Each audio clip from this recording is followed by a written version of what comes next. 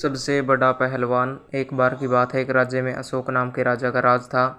उसके यहाँ बड़े बड़े वीर और पहलवान रहते थे। एक बार राजा अशोक के दरबार में गोली नाम का एक पहलवान आया।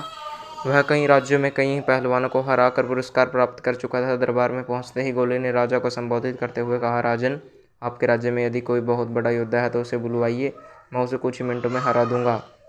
यदि आपके यहाँ ऐसा कोई योद्धा नहीं है तो फिर आप मुझे अपने यहाँ की उपाधि तथा प्रशंसा पत्र प्रदान करें।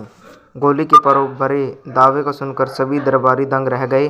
राजा की समझ में नहीं आ रहा था कि क्या उत्तर दे। उसे कोई पहलवान याद नहीं आ रहा था। तभी एक मंत्री उठकर यूँ बोला, पहलवान जी, हमारे यहाँ के चंड प्रचंड राज्यों के सामने कोई भी योद्धा टिक नहीं सकता।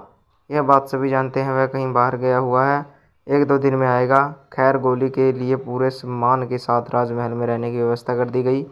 उसके कानों में मंत्री की बात बराबर गूंजे जा रही थी। वह राजू के बारे में ज़्यादा से ज़्यादा जानकारी प्राप्त कर लेना चाहता था, इसलिए वह नौकरों से सवाल पूछ रहा था। नौकरों ने उसे जो बताया वह इस प्रकार था, राजू यहाँ के सभी योद्धाओं के गुरु हैं। वह हमेशा योग साधना में लीन रहते हैं। वह तभी बाहर निकलते हैं जब राज्य की प्रतिष्ठा पर आँच आ रही हो। उनका शरीर वज्र के समान है, वह किसी को भी हरा सकते हैं। दूसरे दिन गोली के विश्राम कक्ष के बाहर एक और विश्राम कक्ष खड़ा कर दिया गया। उस विश्राम कक्ष का प्रवेश द्वार काफी ऊंचा और चौड़ा था। उसे देखकर गोली ने आश्चर्य में भरकर नौकरों से पूछा, यह क्या है? ये इतना चौड़ा और बड़ा दरवाजा क्यों?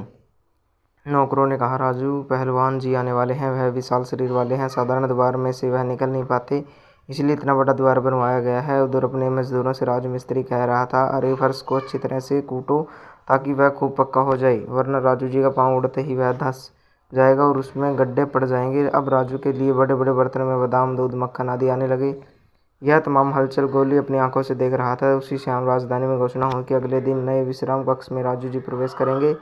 फिर सुबह सुबह एक विशाल बग्घी वहां आकर रुकी। उसे 8 घोड़े खींच रहे थे। वहां उपस्थित सभी लोग जोर जोर से नारे लगाने लगे, चंड प्रचंड राजू की जय। राजू का स्वागत करने के लिए वहां राजा अशोक स्वयं भी उपस्थित थे।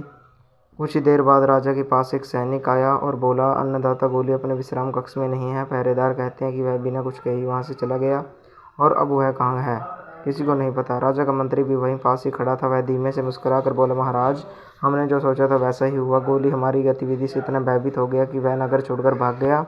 वह अब तक हमारे राज्य की सीमा भी पार कर चुका होगा। कल की व्यवस्था देखकर वह डर गया और राजू की बातें सुनकर ही भाग गया। अब राजा बहुत खुश हुआ और अपने महल चला गया।